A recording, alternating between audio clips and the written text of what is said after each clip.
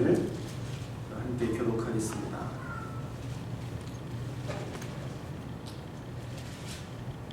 사무엘하 6장 1절부터 23절까지의 말씀. 다윗이 이스라엘에서 뺀 무리 3만을 다시 모으고 그 함께 있는 모든 사람으로 더불어 바알레유다로 가서 거기서 하나님의 교회를 메어 오려 하니 그 교회는 그룹들 사이에 자정하신 만군의 여호와 이름으로 이름하는 것이라. 저희가 하나님의 교회를 새 수레에 싣고 산에 있는 아비나답의 집에서 나오는데 아비나답의 아들 우사와 아효가 그 새 수레를 모니라. 저희가 산에 있는 아비나답의 집에서 하나님의 교회를 싣고 나올 때에 아효는 교회 앞에서 행하고 다윗과 이스라엘 온 족속이 잣나무로 만든 여러 가지 악기와 수금과 비파와 소고와 양금과 제금으로 여호와 앞에서 주악하더라. 저희가 나곤의 타작 마당에 이르러서는 소들이 띠므로 우사가 손을 들어 하나님의 궤를 붙들었더니 여호와 하나님이 우사의 잘못함을 인하여 진노하사 저를 그곳에서 치시니 저가 거기 하나님의 궤 곁에서 죽으니라. 여호와께서 우사를 충돌하심으로 다윗에 분하여 그곳을 베레스우사라 칭하니 그 이름이 오늘날까지 이르니라. 다윗이 그날에 여호와를 두려워하여 가로되 여호와의 궤가 어찌 내게로 오리오 하고 여호와의 궤를 옮겨 다윗 성 자기에게로 메어 가기를 즐겨하지 아니하고 치우쳐 가드 사람 오벳에돔의 집으로 메어 간지라. 여호와의 궤가 가드 사람 오벳에돔의 집에 석 달을 있었는데 여호와께서 오벳에돔과 그 온 집에 복을 주시니라. 거기 다윗 왕에게 고하여 가로되 여호와께서 하나님의 궤를 인하여 오벳에돔의 집과 그 모든 소유에 복을 주셨다 한지라. 다윗이 가서 하나님의 궤를 기쁨으로 메고 오벳에돔의 집에서 다윗 성으로 올라갈새 여호와의 궤를 맨 사람들이 6걸음을 행하며 다윗이 소와 살찐 것으로 제사를 드리고 여호와 앞에서 힘을 다하여 춤을 추는데 배 에봇을 입었더라. 다윗과 온 이스라엘 족속이 즐거이 부르며 나팔을 불고 여호와의 궤를 메어 오니라. 여호와의 궤가 다윗 성으로 들어올 때 사울의 딸 미갈이 창으로 내려보다가 다윗 왕이 여호와 앞에서 뛰놀며 춤추는 것을 보고 심중히 저를 업신여긴지라. 여호와의 궤를 메고 들어가서 다윗이 위하여 친 장막 가운데 그 예비한 자리에 두매 다윗이 번제와 화목제를 여호와 앞에 드리니라. 다윗이 번제와 화목제 드리기를 마치고 만군의 여호와의 이름으로 백성에게 축복하고 모든 백성이 곧 온 이스라엘 무리의 물은 남녀하고 떡 한 개와 고기 한 조각과 건포도 떡 한 덩이씩 나눠주매 모든 백성이 각기 집으로 돌아가니라. 다윗이 자기의 가족에게 축복하러 돌아올 때 사울의 딸 미갈이 나와서 다윗을 맞으며 가로되 이스라엘 왕이 오늘날 어떻게 영화로우신지 방탕한 자가 염치 없이 자기의 몸을 드러내는 것처럼 오늘날 그 신복의 계집종의 눈 앞에서 몸을 드러내셨도다. 다윗이 미갈에게 이르되 이는 여호와 앞에서 한 것이니라. 저가 내 아비와 그 온 집을 버리시고 나를 택하사 나로 여호와의 백성 이스라엘의 주권자를 삼으셨으니 내가 여호와 앞에서 뛰놀리라. 내가 이보다 더 낮아서 스스로 천하게 보일지라도 내가 말한 바 계집종에게는 내가 높임을 받으리라 한지라. 다 같이 그러므로 사울의 딸 미갈이 죽는 날까지 자식이 없으니라. 아멘. 사무엘하 6장 말씀을 보겠습니다. 남쪽 유다 3년 반 그리고 북쪽 이스라엘을 이제 함께 다스리게 되어졌는데 이 북쪽 이스라엘 사람들이 다윗에게 와서 기름을 부었죠. 그래서 33년 동안 북이스라엘을 이제 다스리게 될 터인데요. 남북 이스라엘 전체를 이제 다스리게 되는 그 다윗이 가장 먼저 한 일이 뭐냐면 법궤를 옮겨오는 것이었습니다. 그래서 이 법궤를 옮겨오는 과정에서 우리가 몇 가지 살펴볼 수 있는데요. 첫째는 하나님의 말씀대로 행하라는 겁니다. 하나님의 말씀대로 행하라. 하나님의 법궤를 옮겨오는 데 있어서 첫 번째 옮길 때 실수합니다. 실패해요. 그런데 두 번째는 그들이 성공을 하죠. 첫 번째 법궤를 옮겨오는 때에는 그들이 3절에 보니까 하나님의 궤를 새 수레에 싣고 산에 있는 아비나답이 집에서 나오는데 그랬어요. 새 수레에 싣고 지금 그들이 법궤를 운반하고 있습니다. 그리고 아무런 그러한 그 준비의 과정이 없는 것을 우리가 볼 수 있습니다. 그래서 이 첫 번째는 이렇게 새 수레에 싣고 오다가 소가 뛰니까 그 법궤가 아마도 이렇게 떨어지게 되었어요. 그때에 7절에 보니까 6절에 보니까 베레스 우사라는 이 사람이 이렇게 보호하고 가다가 떨어지려고 하니까 그 법궤를 잡았어요. 떨어지지 않도록. 근데 그것으로 인하여서 하나님은 그를 그 자리에서 치심으로 그가 죽었다. 그렇게 성경은 기록하고 있습니다. 우리의 상식으로는 전혀 이해가 되지 않습니다. 아니, 법궤가 떨어지려면 당연히 그것을 붙잡는 것이 인간이 그냥 반응하는 건데 하나님은 그것을 잘못했다라고 말씀하십니다. 7절에 잘못했다. 그러니까 뭔가 지금 법궤를 옮기는 과정이 무엇인가 지금 잘못되어져 있다는 것을 하나님께서 말씀해 주고 있습니다. 그래서 다윗이 고백하죠. 어떻게 이 거룩한 하나님의 법궤가 나에게 올 수 있습니까? 하나님 두렵습니다. 그래서 이 법궤가 어디로 가느냐면 가드 사람 오벳 에돔의 집에 가게 됩니다. 그리고 나서 다시 두 번째 다윗이 오벳 에돔의 집에서 법궤를 다윗성 예루살렘 성으로 옮기게 됩니다. 그때는 석 달 후 아주 철저하게 준비를 해서 법궤를 메고 예루살렘 성으로 이 법궤를 옮기게 되어집니다. 그래서 안전하게 그 법궤가 예루살렘 성으로 들어와서 안치되게 됩니다. 근데 역대상 13장 그리고 역대상 15장을 보면 여기에서 기록되어 있는 것보다 더 자세하게 이 법궤 옮기는 과정을 설명을 해주고 있어요. 역대상 13장과 15장. 그들이 실패한 이유는 뭐냐면 바로 준비하지 않았기 때문에 하나님의 말씀대로 행하지 않았기 때문이라고 이야기합니다.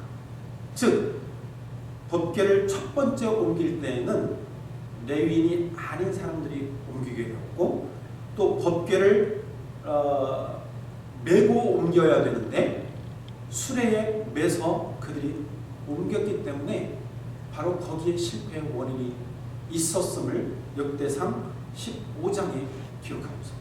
그래서 13장, 15장에 보면 레위인을 다 불러 모으고 그들이 성결케 하고 깨끗하게 하고 하나님의 말씀대로 철저하게 준비해서 그들이 법궤를 옮기게 되어집니다. 그때에 법궤를 가장 안전하게 옮길 수 있었고 하나님께서 그 가운데 함께 하셨음을 볼 수 있습니다. 하나님의 임재의 상징인 법궤 우리는 함부로 다룰 수 없습니다. 하나님은 성결하지 아니한 자들과 함께 할 수 없습니다. 하나님은 정직한 자, 하나님께서 명령하신 대로 행하는 자들과 함께 하시는 것이죠. 그렇지 않으면 우리에게는 실패가 있습니다. 하나님의 말씀대로 행해야만 우리에게 성공이 있지 하나님의 말씀대로 행하지 않으면 우리는 실패할 수밖에 없어요. 우리의 생각, 우리의 경험, 우리의 뜻대로 행하는 것 그것은 실패의 뿌리입니다. 우리가 모든 것들을 계획하고 모든 것들을 준비하지만 하나님께서 인도하시지 아니하면 우리는 실패할 수밖에 없습니다. 그러므로 우리의 인생의 성공을 원하십니까? 하나님의 말씀대로 행하시기를 바랍니다. 하나님의 말씀대로 순종하시기를 주님으로 축원합니다. 다윗은 낮아진다고 고백했어요. 22절.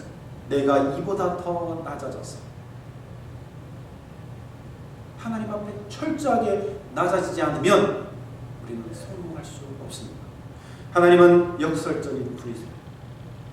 낮아질 때 오히려 들어서 사용하시는 것을 우리는 볼 수 있습니다. 낮아질 때 하나님은 쓰십니다. 낮아진 자를 하나님은 들어서 사용하십니다. 두 번째 우리가 살펴볼 수 있는 것은 하나님의 법궤가 머무는 곳에는 하나님의 은혜와 축복이 넘쳐납니다. 오늘 법궤가 사무엘상 6장에서 보면 애굽 땅에서 이스라엘 백성 가운데 오잖아요. 그때에 그 송아지가 좌로나 우로나 치우치지 않고 이스라엘 진영으로 왔어요. 근데 그 땅에 베스메스인데 그 땅 사람들이 그 법궤를 쳐다보았어요. 그래서 얼마나 죽었죠? 5만 70인이 죽게 되었어요. 거룩한 하나님의 법궤, 임재의 상징인 법궤를 그들이 들여다보았어요. 그래서 하나님 그들을 치셨어요. 그리고 그 법궤를 너무나 두려워했어요. 그래서 그 법궤가 어디로 갔냐면 아비나답의 집에 간 거예요. 그 집에 안치했더니 하나님이 아비나답의 집에 복을 주셨어요. 오늘 첫 번째 실패하고 다윗이 법궤를 옮기는 옮길 때 첫 번째 실패 이후에 법궤가 누구네 집으로 갔어요? 10절에 보니까 가드 사람 오벳에돔의 집으로 갔다 그랬어요. 근데 11절에 보니까 11절에 여호와의 궤가 가드 사람 오벳에돔의 집에 석 달이 있었는데 여호와께서 오벳에돔과 그 온 집에 복을 주신다. 하나님의 법궤가 있는 곳에는 하나님께서 은혜를 주시고 복을 주신다는 사실입니다. 하나님이 계시는 곳, 하나님을 영접하는 곳, 마음, 가정, 교회에는 하나님께서 복과 은혜를 주실 줄로 믿습니다. 여러분들이 하나님의 가정입니까? 하나님이 여러분들의 가정에 은혜와 복을 채워 주실 줄로 믿습니다. 하나님을 모신 집은 복된 가정입니다. 하나님을 모신 사람은 복된 사람이에요. 성경은 우리에게 분명히 말씀합니다.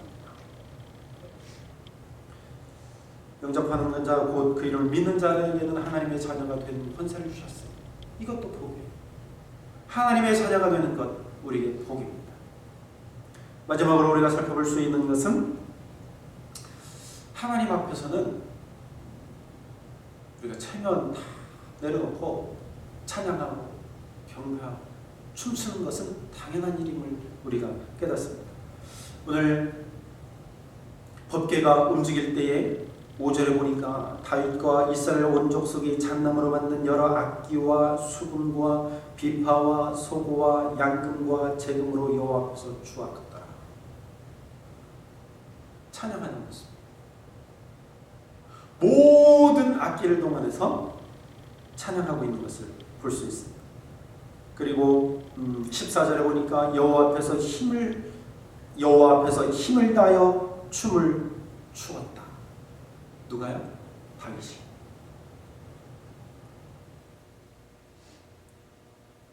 또 15절에 보니까 다윗과 온 이스라엘 족속이 즐거이 부르며 나팔을 불고, 그리고 16절에 중간에 보니까 다윗 왕이 여호와 앞에서 뛰놀며 춤추는 것, 뛰놀면서 춤추었다. 그리고 21절에 보니까 주권자 이스라엘의 나로 여호와의 백성 이스라엘의 주권자를 삼으셨으니 내가 여호와 앞에서 뛰놀리라.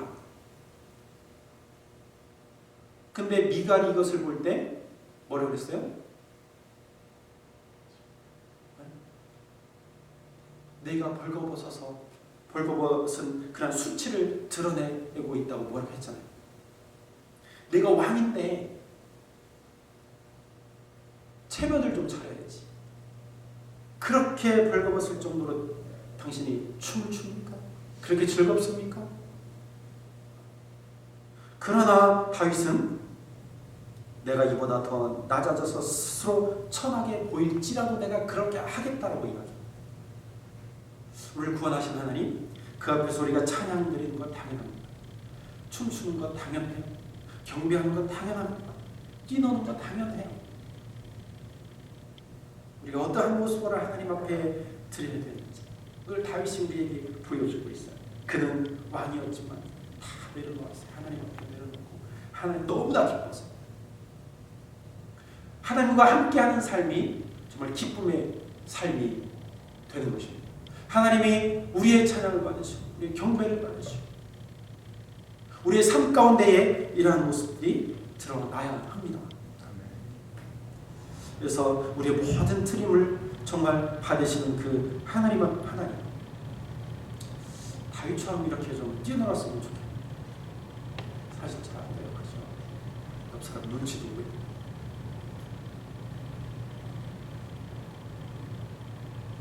정말 누가 보아도 내 삶은 기쁨의 삶이구나. 저 사람은 어떻게 저렇게 맨날 찬양할까? 어떻게 저렇게 즐거운 삶을 살까? 어떻게 어려움을 당하는데도 저렇게 하나님을 바라보고 살까? 그 모든 것들이 찬양이고 경배라는 것이죠.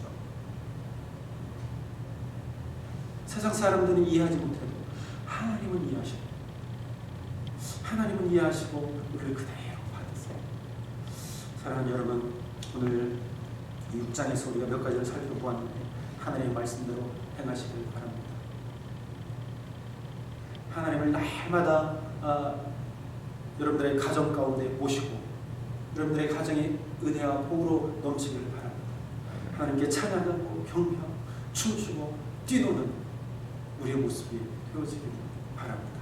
기도하겠습니다. 하나님, 그렇습니다. 하나님이 함께 하시지 아니하면 저희들의 삶은 실패일 수밖에 없음을 다시 한번 깨닫습니다. 하나님, 함께하여 주옵소서. 성공의 삶이 되도록 하나님 함께해 주시고 하나님을 모시는 것 그 자체가 성공적인 삶인 것을 저희들이 깨닫습니다. 아버지 하나님 앞에서 우리가 날마다 뛰놀며 춤추고 경배하고 찬양하는 저희 삶이 되도록 하나님 도와주시옵소서. 아버지 이 시대에 정말로 세상을 온전히 분별하여서 더욱더 깨어서 하나님의 사람으로 빛과 소금의 역할을 잘 감당할 수 있도록 주님 함께하여 주시옵소서. 모든 말씀을 예수님의 이름으로 기도하옵나이다. 아멘.